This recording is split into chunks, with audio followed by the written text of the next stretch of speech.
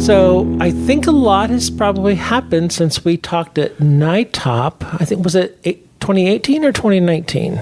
Yeah, 2018 would have been the earliest. Okay, that is 2018. Yeah. So I think you were probably still editor then, weren't you? The Yes, Teaching I of was. Psychology? If I can remember back that far, yeah. That little bitty startup journal that you were editing back Oh, yeah, then? exactly. Yes, yes. That little fledgling journal that Randy Smith left me, yeah. Oh, no, wait, that's the other journal. I'm sorry, I got those journals confused. Yeah, people confuse me with Dana Dunn all the time, so it's understandable.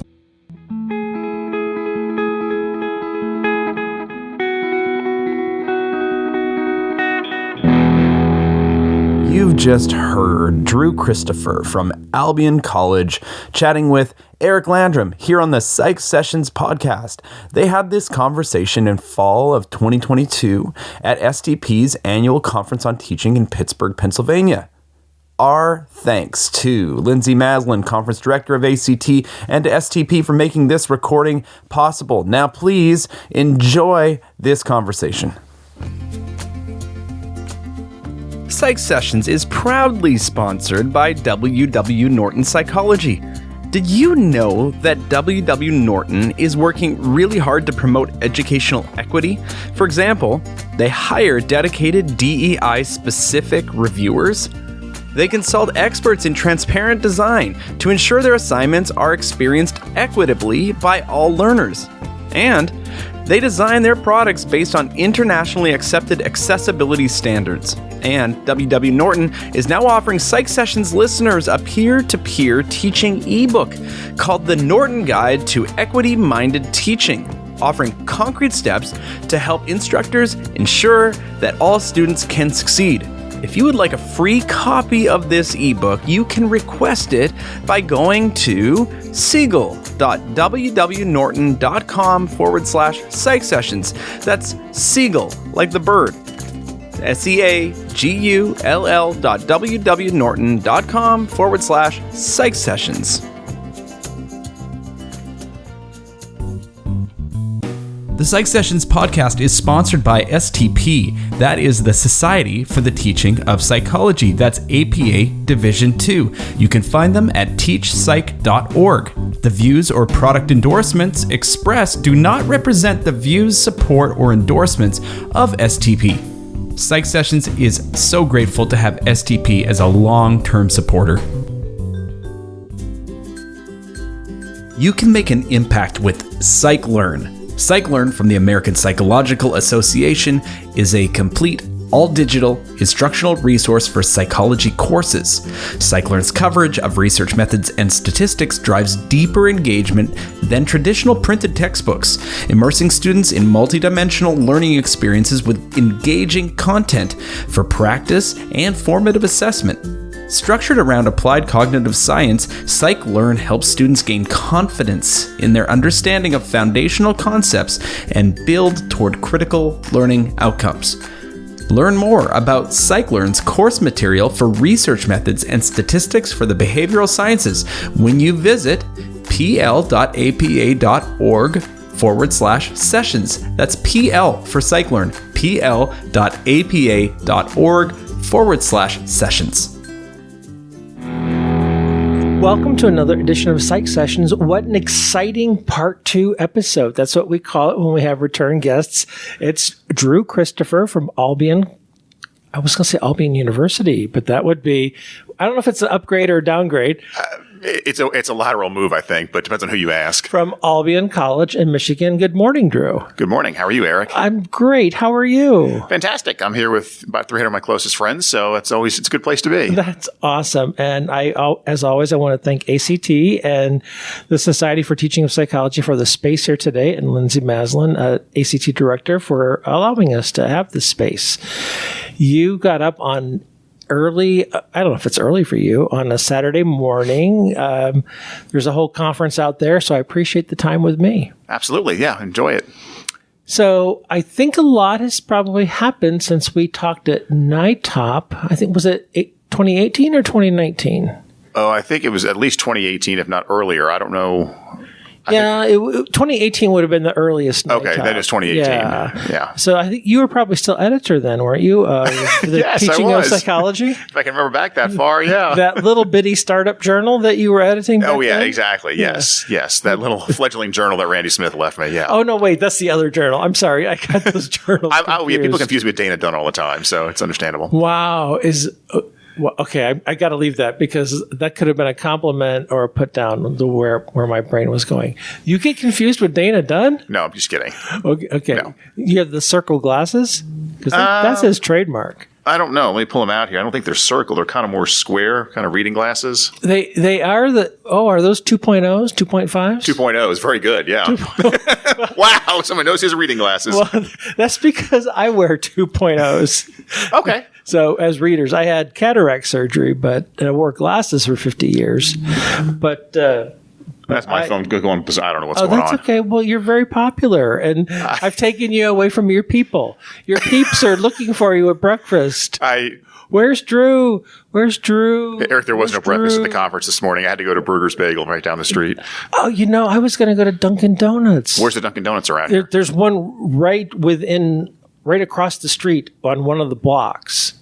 Yeah, I could see it. Are you serious? No, I really could. You can see it from one of the, I think it's, I'm sorry, I can't see I don't know what directions east or here. west, but we were in a conference room a couple days ago, and out the window you can see the Dunkin' Donuts. I mean, you realize, I've never lived in Massachusetts before, someone who has family and, Massachusetts is, big into the Dunkin' Donuts thing. That's kind of like hearing that is like, I got to go see this place. Yeah. It's one of those chains that's not made it to Boise, Idaho either. We have almost all the chains you can think of, but not a Dunkin' Donuts. Wow. Well, okay. I think I'm a ways off from retirement, but I think I most found my franchising opportunity, moving to Boise and opening a Dunkin' Donuts. Well, no, don't tease me there, buddy. And we can come back to you're a ways off from retirement if you want to. I wish I could say that I've got copious notes in front of me of the things that we were going to talk about. No, you don't. I have. I hope they're in your head. Okay, all right. Have you ever heard of theater of the mind? I mean, you didn't have to burst the bubble of the theater of the mind. We know each other so well. Do we really need a script? I mean, come on. No, we don't. But I have a couple of things to talk to you about. But what's top of mind for you these days? What you're teaching or what you're doing research on, what you're writing, the next book? What's going on, buddy? You're being very optimistic to say the next book. I appreciate that. We'll see if that comes to fruition. Okay. But right now, not much is brewing in that regard. No, my biggest concern daily, especially teaching a lot of freshmen in the fall, is to keep them in line. Like that really is those roughly 38 freshmen that I've got this fall. Just let's make sure they're showing up. Let's make sure they're doing things, staying on track, because it's just, it's a tumultuous time. I was on sabbatical last fall, and from what I hear, the freshmen had a really hard time adjusting to a quote unquote normal semester. And I saw a little bit of that in the spring where I was teaching, and class was actually smart. They had the ability. It wasn't an issue there. But when I asked them to do something, they just kind of looked at me like, I'm watching Netflix right now. Leave me alone. So I think they were so used to having their cameras off and doing other things that they could get away with that when I actually asked them to do something, they really didn't understand what I meant. I said, take out a piece of paper. So it's just a weird semester in that regard. But this semester feels a lot more normal, and I'm just trying to do everything I can to keep them on track.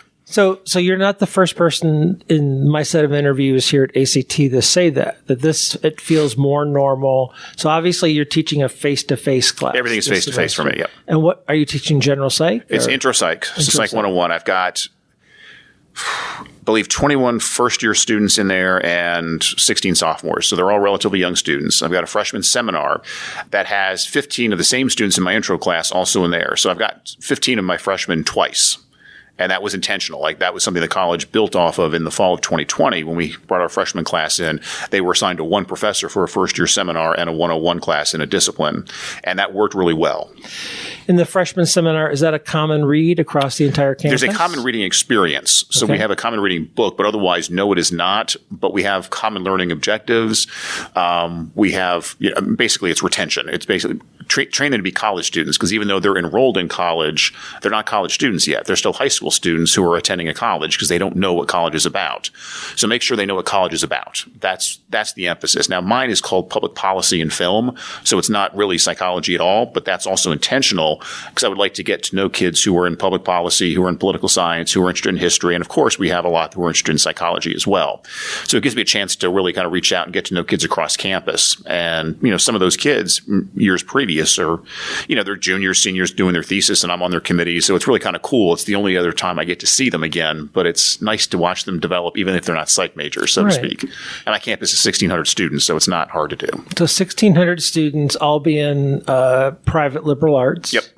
And religious affiliated? Nominally Methodist, so we check that box, but there are more Catholic students on campus than Methodist students. Okay. If that makes sense. And so the plurality of students is Catholic. How many psychology majors? It depends on when you take the measurement. Sure. But right now, it would probably be roughly 100.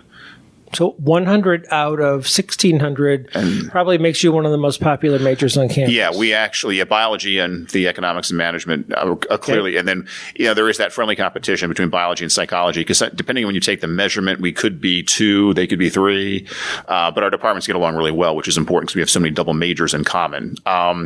There was, I think we were number 1 there for a while. The secretary in the economics department ran the number of majors, and we were topping econ by like 3 majors.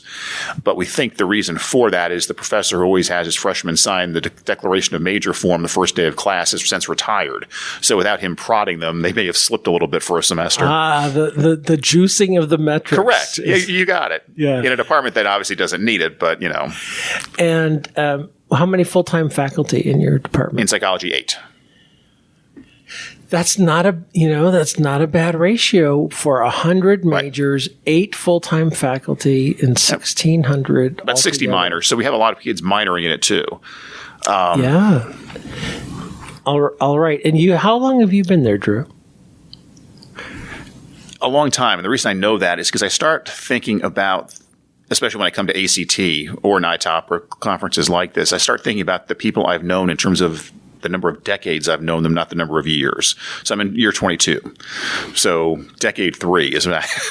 And that was your first job out of grad school? No, I was at Anderson College in South Carolina for 2 years before I moved up there. Okay. So you're 24 years post-PhD. As of June 16th, 2023. It'll be. God, you know the exact... I guess I probably know the exact date I got my PhD too. Well, it was also memorable just because my committee was great. It was it was a very pro forma defense. And then when I got done, a professor was not on my committee, but who I'm still very close with, Lisa Brown, who's now at Austin College in Texas. She brought me my Boston cream donuts to celebrate. Okay, so from Dunkin' Donuts on the University of Florida campus, I mind you. So there's an emergent theme here of donuts. So you're big in the donut world. I wouldn't put it that way. I actually don't eat donuts that often, but if I'm around them, they don't last long. That's why I don't put them around me. Okay, and so you have a sweet tooth. Would that be fair to say? No, I actually don't. It's just once I get started, I like it. If that makes sense. Like Reese's Peanut Butter Cups, never buy those. Ever, never will I buy Reese's Peanut Butter Cups because the bag's not going to last once I start eating them. Do you know what I mean? I have no self-control for foods I like. So I don't eat chips. I don't put chips in the house anymore because if I can't just eat one, and it's not Lay's, it's all of them. So let me revise my statement. I think there's a new theme emerging that you have an addictive personality. That would be true. There's no question about that. Are you a video gamer? No, in college, I kind of, I mean, in college, I liked it a little bit, of course, but I never kept it up after that. Okay. I do have that. Actually, I probably do have the addictive food now that I pat my belly. But I can't play video games because I do get addictive. I never play. I very rarely played with my kids, and they always begged me to come play this or that. And I knew that once I started, I would be there for hours or days, and I just couldn't step away from it. Yeah.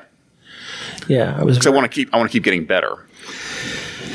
And it's hard, it's actually worse now than it was back when I was a kid or in college because you had to really compete against someone who was right there with you. Now you can compete against people halfway around the world. Right. Never meet them. You don't have any idea who they are. And watching my nieces do it, it's kind of like, oh, I could be here forever. Like I was getting addicted watching them play. And I'm like, oh, time to go away now. So what's the guilty pleasure when you're not? So I know you're not editing the journal anymore. When you're done grading your papers at Panera, absolutely. What's the when you walk in and they go, Drew? As I imagine the Cheers look-alike. Well, right? It's actually not far off. Yeah, except for me, I'm draining the unlimited sip club might be going away. So if you're a Panera Rewards member with the unlimited sip club, I might bankrupt it. But other than that, I think it's. They can't grandfather you into that? Macmillan Psychology's Achieve for Psychology is here to help you build academic integrity in the classroom, because it's not just about cheating, it's about increasing positive behaviors. Achieve helps you build academic integrity in the classroom through goal setting and reflection surveys. These frequent low-stakes assignments prepare students for exams and thus reduce course stresses that can lead to cheating. Achieve's goal setting and reflection surveys also help students set personal goals and provide instructors meaningful ways to check in with students and their goals. Again, helping students feel more comfortable in class and with study materials helps instructors keep academic dishonesty out of the classroom. Preview how Achieve helps build academic integrity in the classroom at macmillanlearning.com/PsychSessions. Well, I guess they could, but why would they? Because I think I'm the reason they're going to have to stop it. Because for like $8.95 a month, I drink like $30 worth of coffee. That's not bad. I mean, you're not bankrupting them. Well, I know. Is that 4 times the value? I mean, that's not too bad. Well, there are plenty of people who don't take advantage of it, so I'm sure they're making money or they wouldn't continue doing it. The overall gross versus net, they're coming out ahead. But yes, if you're in Michigan and you are passing through Jackson on I-94, exit 137, the Panera and Jackson Road, stop in. I'll probably be there. And the zip code is? Is it 49068? No, that's Marshall. 49004, I want to say. I don't know. Oh, I don't get my mail there. Sorry. I'm surprised you don't know all the Panera zip codes in the 40-mile radius. Oh, I do have a map of where all the Paneras. Is there a Panera app that you can? Actually, I never got it for that very reason. Well, here's the thing. It's about a 15-minute drive from campus or from my house. My house is like 2 miles from campus. So it's on Interstate 94 to get there, which is it's just basically a major construction work zone. Like it's actually not an interstate anymore. And so I don't go there as often as I normally do because I want to take the back roads, which are just longer and that sort of thing. So yeah, I'm just not there as much as if I had the app, I would go more often. Okay. Honestly, I would, and then I would get, so I just don't do it because I know what's going to happen if I get it. Starbucks has like their own credit card, and you get points when you pick up Starbucks. Is there a Panera credit card? I'm sure there is. A points card? There's a rewards card. They have a rewards card, and it's a really nice one too because it's very much that sort of variable ratio schedule. It feels like, I'm sure it's not, but all it is a card. You scan it when you place your order, and then what do? They don't tell you how many rewards you have left. Oh my. So it's not one of these like little punch cards. They've gone high tech, like a lot of places have. And early on, it was really frustrating because I'm like, I have no idea what I need to get a reward, and so you have to keep coming back. And eventually, you'd get one. Next thing I know, I've got 3 rewards. I'm like, where do these all come from? Woohoo! And and they all expire within a week. What a surprise! Okay, I'm going to stop. You're a good egg for letting me play here. Well, I'm talking about learning in class next week in my intro class, and so the Panera program comes up there. So I'm just practicing my lecture for them. Oh, are you? Okay. So, yeah. And plus you're a good sport for letting me do that. One more thing about this. You watch much TV at all? I have the TV on, but I don't really comprehend it, if that makes sense. There's a Taco Bell commercial going on right now. We're speaking in October of 2022, and it's a football player, and I'm sorry, I don't remember his name. Oh yeah, but this football player has a Taco Bell restaurant, so to speak, in his home, and he goes to order Taco Bell, and there's this guy behind the counter that gives him a hard time about you got to have shoes on, and your order will take a couple minutes. Devontae Adams, I think it is. Thank you. Yes, and I'm thinking about you should have the Panera version of that in your home, where you can go and order, and your order will be right up, Dr. Christopher, and they make you wait for Panera, and you get I'll scan your points card there at the counter. Maybe, I don't think that would be a big selling point for Panera, but maybe we could have Devontae Adams come to my house and film that commercial for Panera, and I can rent it out to him. So are you a football fan? Yeah, the NFL I'm starting to pay attention to as it gets more interesting, and we have some idea of who's good and who's not. Are you a Detroit Lions fan? Being the Michigan guy? I don't really have an NFL team that I'm like super loyal to. I haven't been born in New Orleans. I'm trying to stay loyal to the Saints. Born in New Orleans. I didn't know that. Yeah. I only lived there a year, so that's why. Okay, yeah. But still. If you need a tour guide around New Orleans, talk to Elizabeth and Elliot. Don't talk to me. Yeah, well, they've always been gracious hosts. I can be a gracious host, too. I just know my way around. I'd get you lost, but in a gracious way. So I lived there for a year, and then I was, I moved around the South a lot as a kid, and then was in Texas primarily. So if anything, I'm a Cowboys fan, but I can't believe I just said that. So it's very hard to root for any team that Jerry Jones owns. Would you like me to edit that part out? Or you can decide later if you want me to edit the Cowboys part out. Well, no, you can leave it in. And they fired Jimmy Johnson, who was one of my favorite coaches, and they haven't been the same since. And it's kind of like the Curse of the Bambino football style. That's how I look at it. So you are a little bit of a sports fan, or at least a sports history fan. Oh, yeah, very much. Well, I don't know if I guess I like sports history. But I don't think of Jimmy Johnson getting fired as sports history, but thank you for pointing out that was 30 years ago. It was 30 years ago. Thank you. Appreciate that. The era of Troy Aikman and those guys, Yeah, I think of Troy Aikman. Why is this young guy announcing games? Then I realized, he's a year older than I am. Not that you're that old. Correct. Very good. Yeah, not that you're that old. All right, so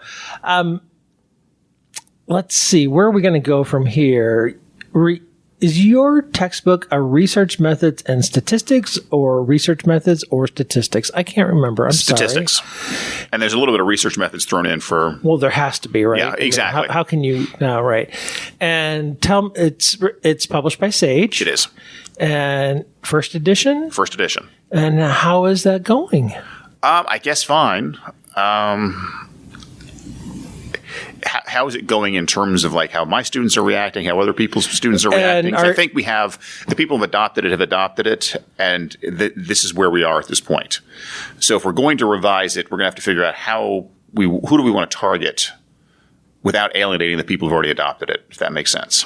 So have the folks at Sage started talking to you about, all right, here's a revision plan, and here's the feedback we're getting, and things like that? Not really, no.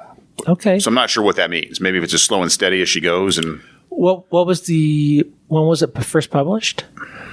2017.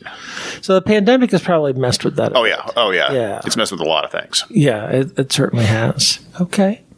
Yeah. And so they probably, again, the publishing industry, and I'm not up on it, so to speak, given how turbulent it was 3 years ago, I can't imagine what it's like now.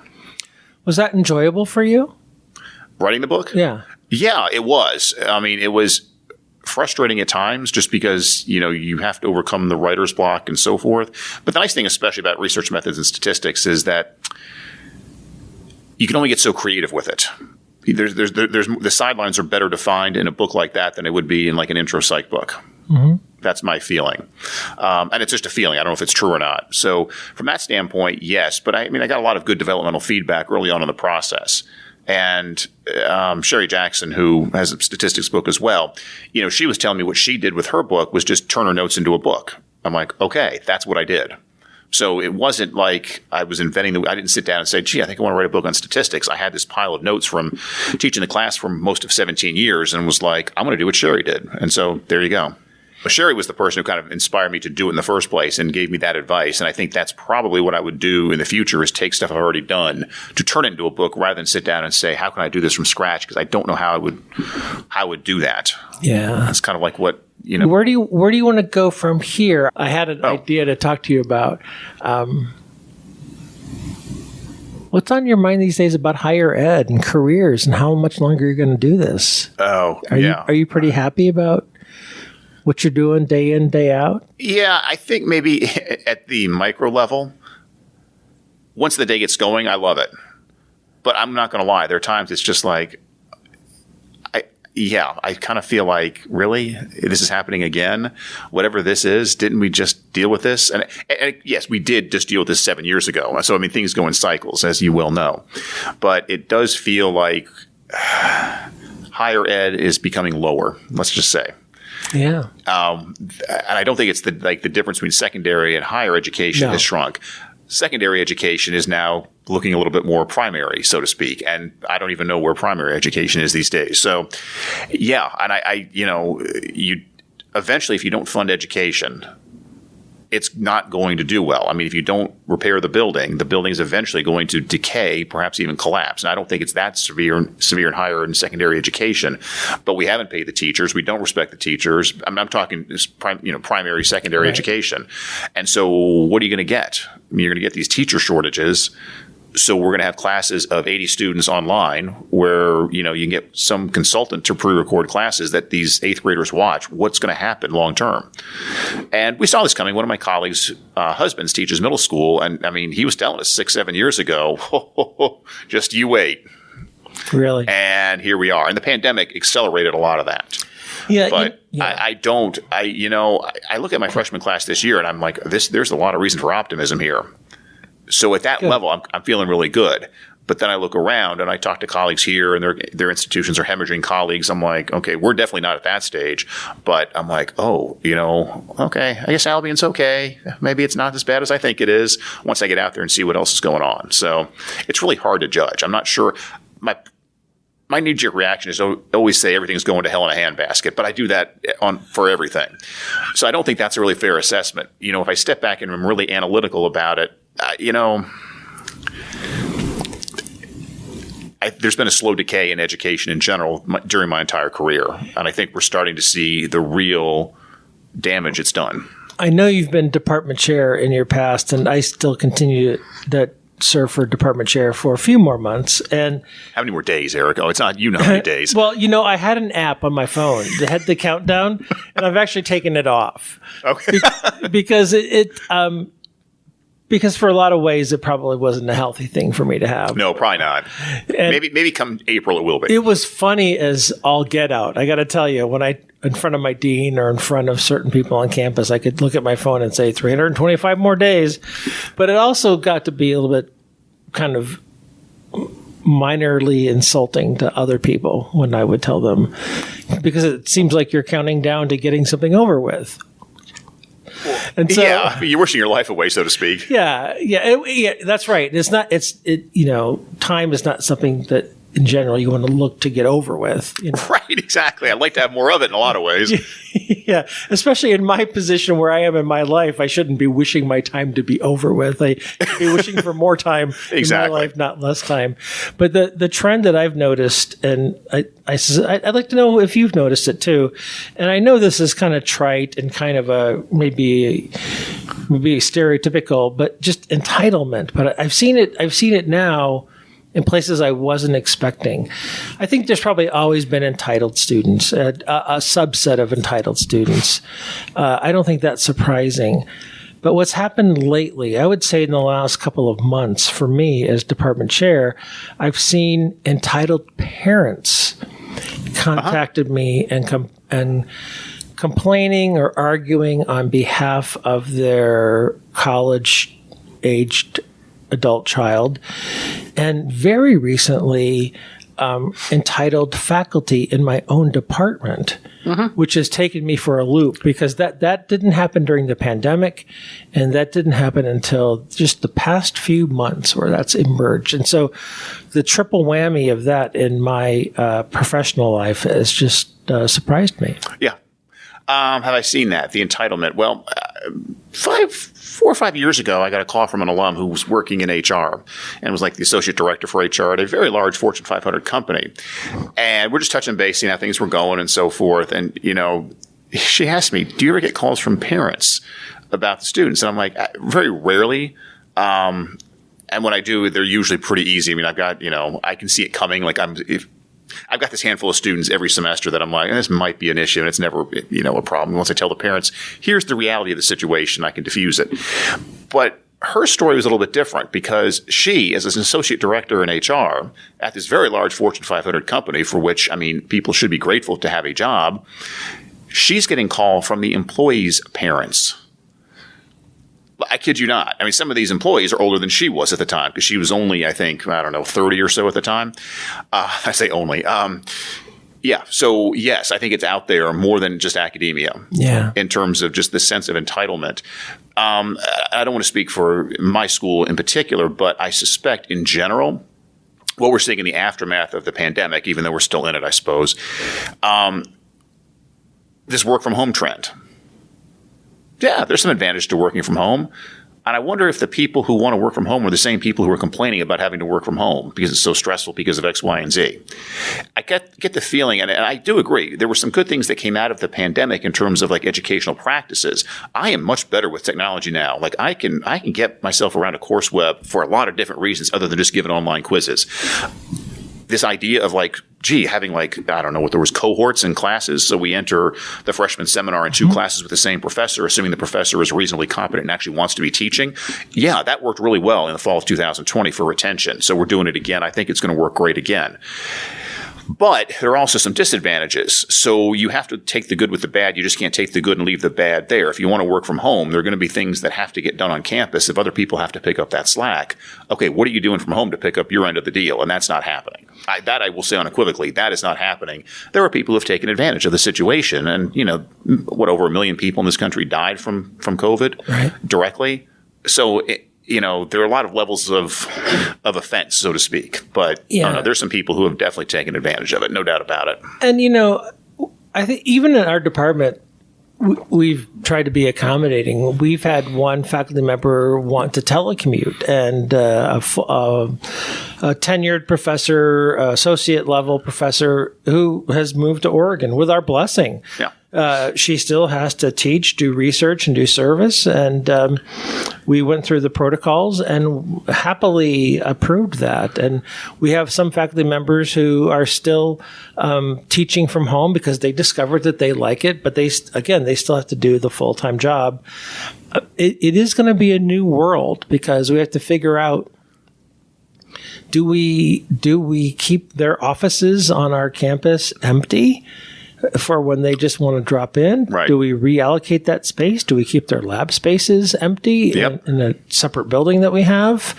Do we reallocate that to people who are on campus? And how do we navigate those difficult conversations of, traditionally faculty in my department have had a dedicated office space and a dedicated lab space. Exactly. But by their own choice, if they've stopped coming to campus and they're requesting online courses semester after semester, then do we keep providing empty space for them? Right. Yeah. We have something on our campus, and maybe it's always been there, called the Space Committee, which for some reason my rock star department chair decided she didn't have enough to do, so she decided to join that, or was asked to join that probably because she actually does her job so well. So she's on this committee, and I don't know what they're doing, but it sounds horrible. It just absolutely sounds horrible, and that's probably part of what we're seeing. And Albion is very different than Boise State in terms of its emphasis. And so when we, had the chance to hire online adjuncts, it was like, no, that's not what we do here. But we're warmer to that idea. And so we can now offer a class in human sexuality and forensic psychology because we're now warming up to this idea. So again, there are good things that are coming from it. Yeah. But do I want to be? No. And do I think that the tenure track people in the department should be working 400 miles away? No. But I don't know what direction we're heading in, and I don't know what's practical. I want to do what's practical and pragmatic. I think our students, at least again, those at Albion, are like, no, we want our professor here. These online classes are okay to give us something extra. But if they start having to take half their classes online, Albion's going to shut down tomorrow. Well, Albion, provides, you're getting that private liberal arts education. I would imagine the premium that you're paying for is personal, face-to-face instruction, right, where, and if you want it, you're getting that, experiential learning, whether it's a research experience or an internship or, some sort of peer-to-peer experience. Yeah, exactly. If you want online learning, actually, there are plenty of places where you can get your complete online bachelor's in psych at plenty of places, not just University of Phoenix anymore. Right, exactly. We've probably got hundreds of colleagues here, at least dozens of colleagues here at ACT, who have their face-to-face version of their psych program and their online version, and there's 2 separate tracks. Yeah. I'm pretty sure. I think there's more than a handful of schools like that now. Yeah, and well, I will just tell you that more than 60% of our student credit hours for our undergraduates are generated by adjunct faculty. Yeah. I mean, I am surprised to hear it's that high, but I'm sure the direction is going that way, and I'm sure we probably will too. Because again, at Albion, it's like an added bonus to have this human sexuality class. If it's a choice between nothing or an online version, we're going to take the online version. Right. But if, we're going to offer the IO class, well, guess what? We have someone who's hired for that line. They need to be on campus. That would be me. So I'm there. Yeah. And it could be an age thing, but do I want to teach? I mean, teaching online as like a novelty, yes. Maybe during the summer, we have a lot of online summer classes while kids are doing their internships or doing whatever off campus. So they can go home to San Francisco or Chicago or wherever they may be from and still take classes at a Albion discount. That seems to go fairly well. I mean, from the feedback that I've gotten, having ever taught in the program, during the summer, that works well. During the summer being the key qualifier there. I'm just always afraid of the foot in the door effect. And somebody somewhere is going to get a big idea that, hey, this made X amount of dollars during the summer. Imagine what it could do during the school year. And then I'll be sending out my Vita for other jobs. So, Drew, is your training in social psychology? Yeah. You just mentioned foot in the door. Yes. Okay. So that reminds me, tell me about the work that you're doing as the pre-conference director for teaching at SPSP. It's a pretty low-key gig. Now, maybe that's because Neil Lutsky I've worked with him very closely for really the better part of over a year. Unfortunately, our first 2 years were online. I say unfortunately, that's again a personal preference. And I volunteered to put it online last year just because I kind of figured it's not going to be as smooth as they're saying, and sure enough, it wasn't. So I think that's part of it. Now, this is our first year coming up that's going to be in person. So Neil's probably going to be getting an email from me soon saying, let me just make sure I've got all my I's dotted and T's crossed here because I've never done this in person before. But the SPSP staff is so great. Like, so much just magically happens behind the scenes, and then they give me something. I'm like, okay, I can plug in the schedule from here. So it's really not. I think the hardest part, the most intense part, is between November 15th and December 1, when the submissions close and I've got to get the acceptances out and the schedule made. But the reality is, it's not hard. It just takes time. Give me an afternoon and an evening, and I can probably get it pretty well done.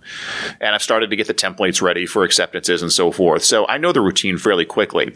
Again, it's kind of like editing the journal on a smaller scale in that I get to interact with people that I may not ordinarily act with. Like, I haven't talked to Dave Strometz in a couple of years. Well, I've talked to a lot of people in a couple of years, but now inviting him to be one of our keynote speakers along with Beth Morling, it gives us a chance to, hang out with people that, well, I hang out with Beth a lot, but Dave, it's like I get to reacquaint somebody I've known for 20 years. That's kind of awesome. Nice. So yeah, and again, it's very much focused, and I don't know if Neil intended it this way to be aimed at younger teachers and graduate students, which I really like, because we have younger faculty in my department, which is great, but they're trained in neuroscience and clinical, which is, fantastic. But now I get to hang out with people who are trained like me, so to speak, and it is interesting to see how, I don't know, different they are. They're not, different's the right term, but just seeing where I was 24 years ago. SPSP is, I've never been because that's not my training.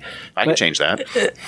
You can change my training? Well, no, I can get you in some way, somehow. If you want to do a pre-conference, I think I've got a few more years. Well, thank you. I appreciate that. That's not what I was aiming for, but it's a beast, right? I mean, it's a huge conference. It is now. Yeah. I don't know how actually big it is, but it is. I know we've had 4,000 attendees at some point in the recent past. That strikes me as a beast. And aren't there like 17 or 18 different pre-conferences? It's more than that now. I think it's more like 23. Yeah, I don't know. I did count them a couple weeks ago, and it's in the 20s somewhere. I mean, that's just least. as large as a good attendance at EPA. That's larger probably than MPA. Yeah, I mean that is a beast. Well, if you look at the pre-conference titles, they don't all map onto social psychology, boom, so to speak, or personality psychology exactly. So there's a lot of applications that I don't think in the early years of the conference, the application part of the social and personality was as accepted in the conference. That's just my impression. I don't know.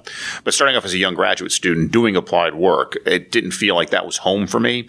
Now it feels more home. I can find people there that I'm like, I can sit down and talk with you for hours, which I didn't feel that way 20 years ago. Because the programming has expanded so much, there's diversity for all. Yeah, I would say so. I think anybody who has even if you're not trained in social and personality, you can probably find something there that you will find of interest. Okay. Like I think a neuroscientist can go to this conference now and find some people who are doing social neuroscience research and have a grand time for a couple of days. Gotcha. Okay.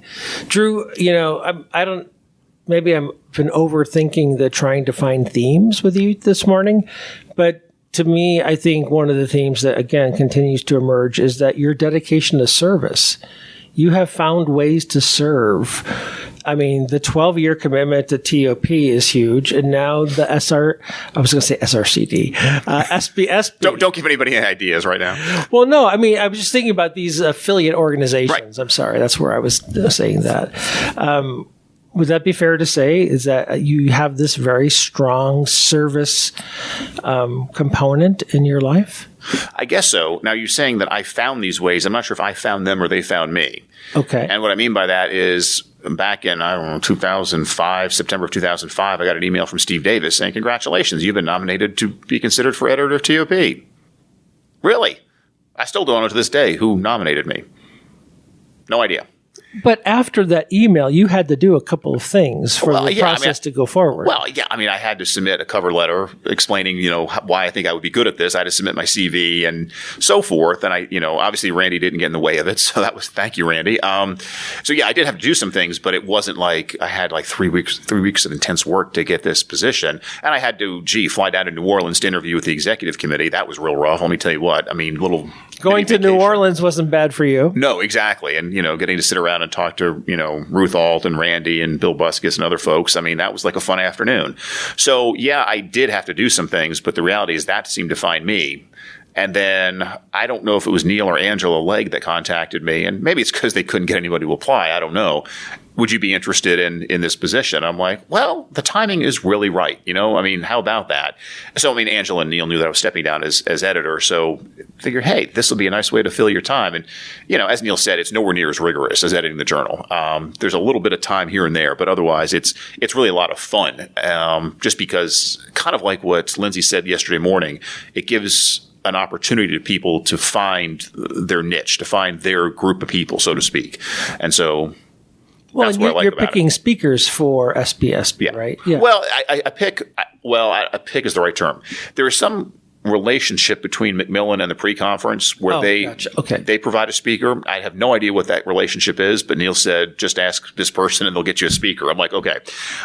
And then, yes, I choose the other keynote speaker. So, yes. So I went to the Macmillan rep that I deal with, and she was kind of like, oh, yeah, Dave Strometz is available. He'd love to do it. And he's going to give a great talk, very similar to what Susan and I did yesterday on preparing students for employment.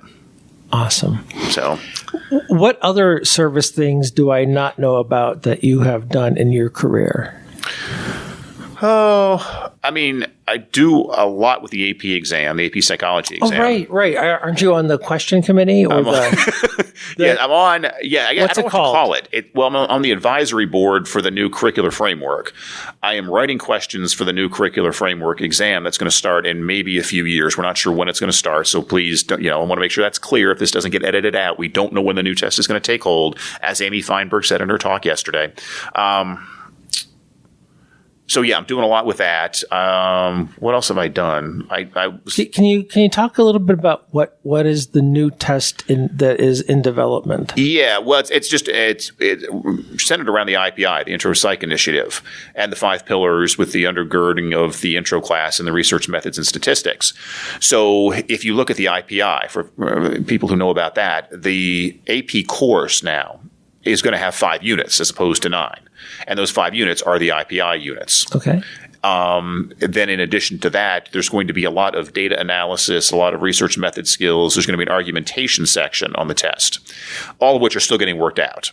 So it's going to be more of a what can you do than what do you know, I think, is the way we're headed. So the current AP, the multiple choice section of it. It'd still be there. Yeah, there's still going to be multiple choice. There's still going to be free response questions, I think. I think that's the plan at this point. Talk to Amy Feinberg. Amy Feinberg is in charge of all of this. But what's the revision then? To make the test different, the way the test is going to be written is going to be more skills-based than content-based, okay, if that makes sense.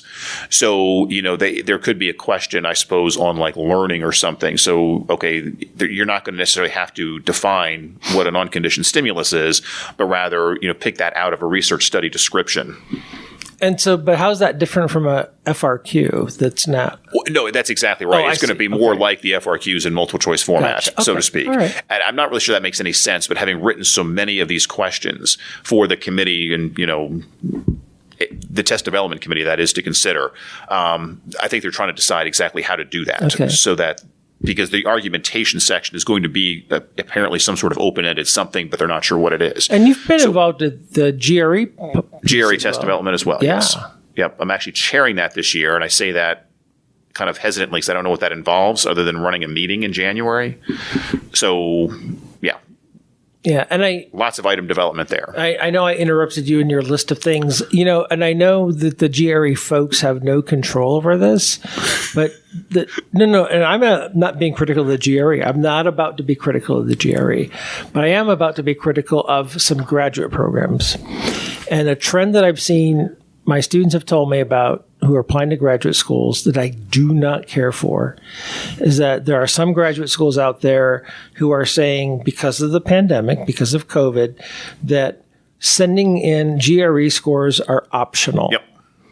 And I think that puts our students who are applying to graduate schools in a very precarious position because they don't know if they should or not. So if you score verbal or quant, one's in the 70th percentile, one's in the 64th percentile, do you send in or not? Right.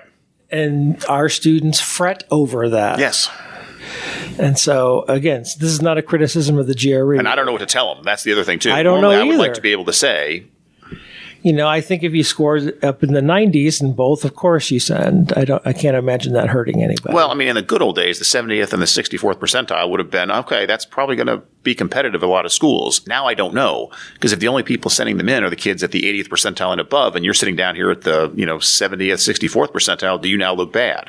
So, yeah, I think that's a huge problem. But I'm not convinced this whole optional thing is going to become required again. I think it's going to stay optional for a while. That's just the feeling that I have. Which is a crappy practice by graduate programs. Tell them what you want.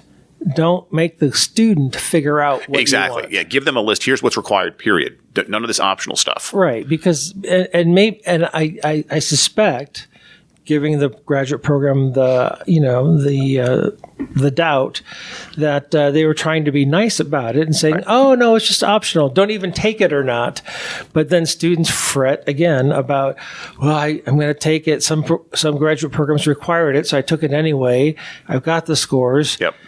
Is it going to look bad if I have the score and don't send it and all this stuff? Yeah. It's causing more stress, I think. And I'm seeing that in my own students as well. Absolutely. On the one hand, I mean, and now this is happening, I can assure you, at least anecdotally, is that some students are looking at graduate programs and saying, oh, optional, I'll apply there. So they're just looking for the schools for it's optional so they don't have to take it at all and save the money, which there's logic there. But I don't think you should be, and I've said this to them, you don't want to be basing your future because your graduate program is your first job. This is not going to school. It's your first job. Realize that based on whether or not they require a standardized test. Well, and I do have students who shop they don't want to take the GRE at all. Yeah. And so they shop for programs that don't require the GRE. Yep. Exactly. And so when they hear that an MSW program doesn't require the GRE, that's where I want to apply. I'm like, do you want to go into social work? I'm not sure. You don't want to. No, don't do that. Yeah. So for what it's worth, if the GRE folks, when you have their ear, if you ever had their ear and you could say, hey, can you give some advice to graduate programs to knock it off? Yeah. I heard from this bozo once when I met him in Pittsburgh that's bugging students, and you don't have to do that. Well, yeah, except I think my guess is the folks at ETS and College Board think the same way you do and I do. Like they would like some, like, be clear. Right. Because this is, I mean, I don't know how much they're getting from students or what have you asking, what do I do? Because nobody knows. Yeah. And it's okay to require it. I'm a capitalist. I know that's maybe evil to say. I'm okay if ETS makes money off of this thing. I don't want ETS to tell graduate programs to not use it, but tell graduate programs to be definitive. Right. Yeah. Well, I think you're right. I think they were trying to do students a favor, I think so too. And they missed the mark. Because what they did was just create more anxiety for a group of students right now that's more anxious than they've ever been about their future. So this is not what they needed. But absolutely.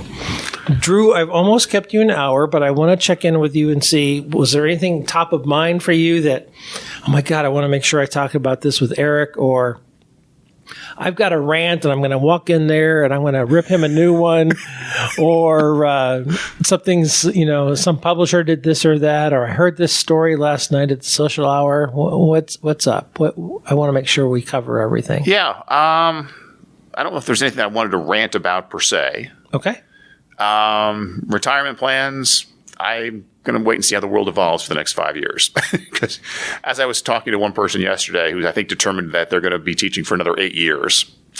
I mean, I hope I'm teaching another 8 years. Let's put it that way. I hope I have that option for a lot of reasons. But, would I go for 15 more till I'm 67? I don't know. Would 62 do it for me? How old are you now? 52. So technically, I mean, I don't know what the retirement is in your state. I went to a retirement meeting the other day in the summer, actually, and I was told that technically I could have retired at 55. Yeah, well, I think in terms of like legally tapping into your retirement savings, that's the earliest you can do it. But there are some penalties, and then 59 and a half is a number I hear a lot. Yeah. And then 62 is another benchmark. And then if you go till 70, you get your full Social Security benefit. Correct. There ain't no way I will teach until 70. Right. Because you're only 45 now, so. Who, me? Yeah. That is very kind of you. If you listen to the 5th anniversary episode, you'll hear me rant about an Arby's receipt where they put the senior citizen discount on it for me without asking me. Oh, my God. And I didn't realize it till after I got home. And Garth and I are talking about it, and I rant about it a little bit. So you don't want me to tell you that about 2 months ago when I bought a bottle of wine at Meijer, they ID'd me. You don't want to hear that, do you? No, I can hear that. And actually, they've started that in Idaho. I think that might be a national thing. Yeah. They have to ID no matter what. Yeah, I think so too. But I don't take that as if they think I'm young. I take that as... I do. I'm very vain. It's a federal... Well, here's the thing. I am too. I'm vain too. But you take it as vain. I love being carded. I take it as vain. Someone put the senior citizen discount on my Arby's receipt without asking me. Yeah, I don't know how I would take that. I would probably, I think I'd probably have the same reaction you did. But if I saved $1.29, I might actually. Okay, here's the thing. I don't want to save 99 cents on my. No, I said $1.29. I don't care. The dollar is not my litmus test. It was like, oh man, I know I'm getting older, but really? Ask me next time. I love Arby's because, they've got the meats, right? Right. But I wish they were the sponsor of this episode, but they're not. I wish Diet Mountain Dew would sponsor it as well, or Albion College, but for that matter. But it was like, oh, man, it's on there. So, yeah, I don't know. I used to think I had 5 to 7 more years. I think I have 2 to 3. Well, I think because you're doing your second run as department chair? Third run. Third run? Yeah. Oh, yeah, okay. Yeah, Yeah, my understanding is it's not a state thing, it's a national thing, is that if you retire, become separated from your employer after age 55, you can tap your retirement accounts with that employer without a penalty. Now, the fact I've looked into this, or it's been looked into for me, might tell you something. Maybe I should be, It's been looked in for you on your behalf. Well, it was 2 years ago, the spring of 21, as I was finishing my 20th year at Albion, about 3 weeks before the end of the semester, and of course that was the pandemic year where it was just like, okay, let's get this over with. I get an email from TIAA congratulating me on finishing my 20th year at Albion. Well, that was nice. And noting that I had never met with a retirement representative who comes to campus twice a semester. Maybe it's time you should think about that. I'm like, sure, why not? And so I did. We had a good conversation. In the course of the conversation, she just ran me through everything you said. And so 55, as long as I stay at Albion through age 55, you can then retire and tap these funds without penalty. So did they give you the application for the gold watch or, with the chain that goes into the pocket? No. If I looked like the dude on the Monopoly game, no, I don't want to. That's not my idea of retirement, which is another thing too, Eric. What would you do when you retire? Because that's the big question for me, because I like what I do when I'm in the weeds, so to speak. It's when I have time to step back and look at the big picture that I'm starting to be like, why am I doing this? So I try not to step back and look at the big picture anymore. Well, I think I would probably take the route as many of our colleagues have done. I might retire from Boise State, but I wouldn't retire from psychology. Right, exactly. So I would stay involved with the podcast for a little while. I would stay involved with writing here and there. There's some psych projects I'd like to circle back to that I never really got as far as I could. The chair thing kind of consumed me way more than I thought it would. I put so many things on the back burner. I resigned from a couple of things because, I can't blame COVID. It consumed me more. I'm delayed on a couple of books. I didn't used to miss deadlines. I mean, I'm going to circle back to some things once I'm done with this. Well, I'm sure if I look at my files, I can say, oh, yeah, that didn't get done, did it? So maybe that's what I need to do. Oh, I thought you were going to say, I look back at my files and, you still haven't finished some reviews from when I was editor. Oh, at this point, I couldn't care. Believe me. No, I'm sure you did finish all the reviews because I did close those out. I do know. Yeah, you probably handed off stuff to Aaron and say, damn it, Landrum hasn't finished this crap yet. Make him finish this before you give him anything else. I seriously doubt that. No, I think everything. I will say this, the transition, at least on my end, over to Aaron went very smoothly. Now, granted, we had to do this during COVID, but we had so much done before COVID that once COVID hit, I think we were okay. And they seem to be getting a lot of submissions, so it's kind of like watching my child go off to college, so to speak. I mean, it clearly, proud papa? Clearly looks like it's doing well and in good hands, no doubt about that. Yeah. Do you watch the impact factor? Do you make sure he doesn't blow it? It keeps at least steady or improving? I'm not really watching over his shoulder that much, to be honest with you. Not over the shoulder, but you can log on and see what the impact factor is. I like to just kind of, I don't do, well, I could do that, but when I log on, I just want to read the articles that are there. Like, I guess I could look for that information, but the impact factor is, if it's going down now, that's probably more on me than on him, just because it takes so long for that impact factor to actually develop. So there's usually a 2 or 3 year at least lead before you see the effects of what's going on today reflected in the impact factor. Oh, you're very kind. So, and I don't think it's going down. From what I've heard, if anything, it's going up. I mean, he's not short on submissions. He doesn't have many days off. I mean, there were times when I was editor, I'd go 3 or 4 days without a submission. I don't think they're having that problem. So I'm going to stop here pretty soon. Do you ever look at the journal now and you look at the table of contents and you go, I would have never accepted that for publication. There's no way. What is he thinking? No, and I never say that. In fact, really, even other journals now, when I see something like, roll my eyes, I don't know what that paper's been through before, because there were papers that I accepted that looked nothing like they did when they were submitted. Oh, sure, yeah. Generally for better, I think. So without knowing the backstory, I mean, you have no idea how long that paper may have been. You can get something from initial submission and so forth, but there were, some that were initially submitted, 4 years ago. What happened during those 4 years? You just don't know, and especially now.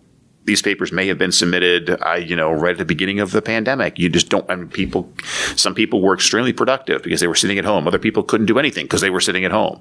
So I don't know that I'm as judgmental about that stuff. And part of it is just, I know I accepted stuff. I look back and why did I accept that? So if I do that with Aaron, I'm sure I've got plenty of my own that I'm like, I shouldn't have accepted that. All right. Maybe it's you look at the table of contents of Scholarship of Teaching and Learning in Psychology and you go, oh man, I rejected that 3 times. I can't believe those guys over there accepted that. Well, even there, no, because not everything that gets rejected is bad, so to speak. I mean, it could just be it's not complete enough. And so publishing it somewhere, especially in this day and age where people can access stuff they're interested in fairly easily, it could lead to something better on down the road by those same authors or somebody else. So, no, I mean, I've never started a journal from scratch. You did. And so, yeah, I can imagine there were some situations in which you're like, yeah, we need to publish something. So that's going to happen. Drew Christopher, you're a scholar and a gentleman. I gave you the chance to dish the dirt and you rejected it. Good for you. Well, I mean, yeah, I mean, I just know the system, so to speak. Yes, you do. Like editing is, I mean, I can do that, and it's terrible. It really is. I'm like, cause some papers for students, I'm like, okay, just grade on the ideas, don't mark it. I will sit here like this with my hands, literally about as tied together as I can get them. You see how they're turning white knuckle. Yes. Trying not to pick up the pen and just comment on the big picture, because that's what I like to do. And again, there's a human factor involved here too. You just don't know what's going on in people's lives. And so who knows what that paper had to go through, what they could have done had they had the opportunity, but because of something at home or something at work, and we've all had that over the past 2.5 years. So I'm trying to be generous. I admit my generosity might be running low at times, but you're a good man, Drew Christopher. We try to do what we can do. You're a good man. Thanks for sitting down with me this morning. This has been great. Yeah. Thank you. I really appreciate your time. Thank you so much. Always a pleasure talking with you.